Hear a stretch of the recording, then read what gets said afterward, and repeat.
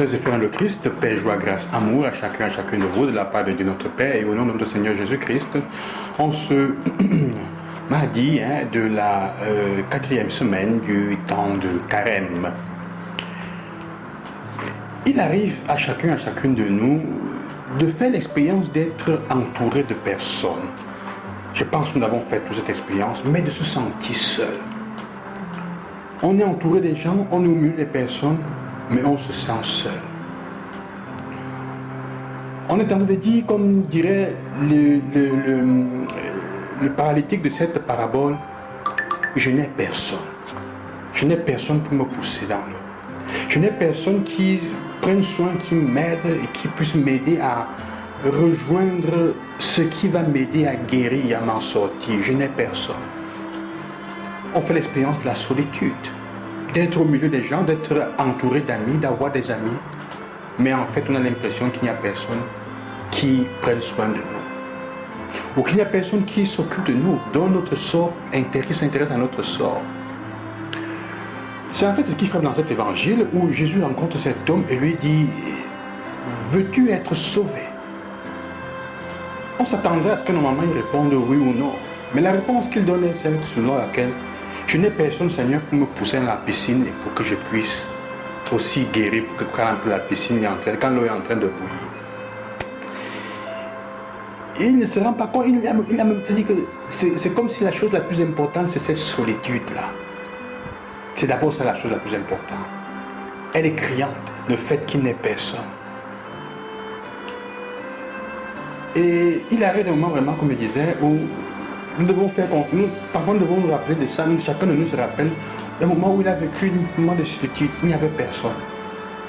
Même avec Dieu à côté, il ne se rendait pas compte, il n'y a personne. On n'arrive pas à répondre aux questions que Jésus pose. Veux-tu être guéri? Oui ou non? Seigneur, il n'y a personne.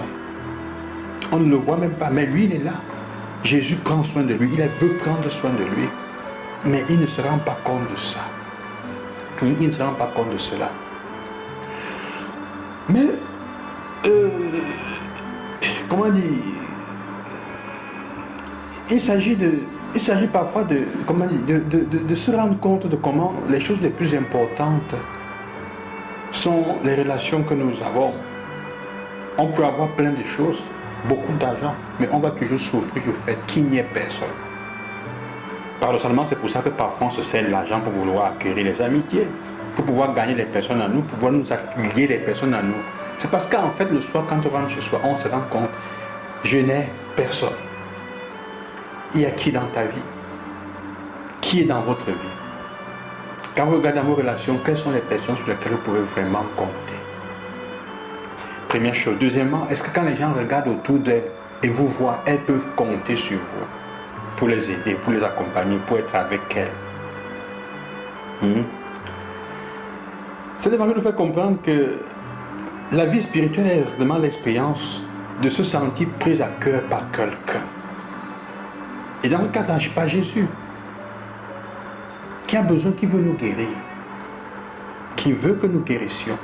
Malheureusement, parfois, nous voyons la source de notre guérison que dans la chose que les autres voient aussi. Ils pensent toujours que pour guérir, il faut qu'il entre dans la piscine. Mais il n'y a personne pour l'aider dans la piscine. Donc, Jésus est là à côté de lui, il dit, je peux te guérir sans que tu utilises ce moyen-là.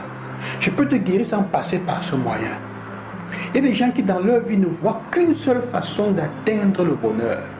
Mais cette façon d'atteindre le bonheur, elle ne contemple pas Jésus. Elle voit la façon de toutes les autres personnes populaires, mais elle ne voit pas Dieu. Elle ne valorise pas le fait qu'elles ont la foi en Dieu. Elle ne valorise pas cette dimension. Or, il est celui qui souvent à côté là est là pour dire, je veux te guérir. Je peux. Veux-tu guérir? Chers frères, c'est une question qui nous est posée aussi à nous-mêmes. Veux-tu guérir avant tout? Est-ce qu'avant tout nous voulons guérir?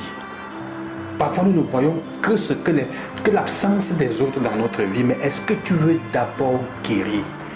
Est-ce que tu veux guérir des multiples difficultés, souffrances que tu as, psychologiques, psychiques, spirituelles, des fatigues que tu as? Est-ce que tu es d'abord prêt à guérir? Parce que cela souvent demande que nous sortions, que nous acceptions de marcher seuls. Cela souvent demande que nous acceptions que les autres autour de nous ne vont pas nous accompagner. Il n'y a que Dieu, nous ne pouvons que nous tourner vers lui. Il a te dit, est-ce que tu veux guérir? Est-ce que tu veux vraiment guérir? Est-ce que tu veux vraiment guérir de ta solitude, des problèmes que tu as, des souffrances? Alors embrasse Jésus dans tout ce que ça suppose, dans tout ce que ça veut dire. Il est possible de reprendre notre propre vie en main et de recommencer à marcher quand on a fait l'expérience de se sentir accueilli, de se sentir quelqu'un nous veut profondément du bien. C'est l'unique moment où nous sommes capables de nous lever pour marcher, de guérir, d'accepter quelqu'un qui nous dise lève-toi, prends ton brancard et marche. L'expérience de la foi est une expérience qui change la vie de ceux, comment dire, qui notre vie, vraiment qui change probablement notre vie, parce qu'elle nous libère de la paralysie. Elle nous libère de la paralysie et de toutes les paralysies qui sont cachées dans la solitude que nous vivons, la sensation de solitude que nous avons et qui habite notre cœur. Ces effets, souvent, ce qui paralyse notre vie, qui nous paralyse là où nous sommes. Et c'est le fait que nous nous sentons seuls.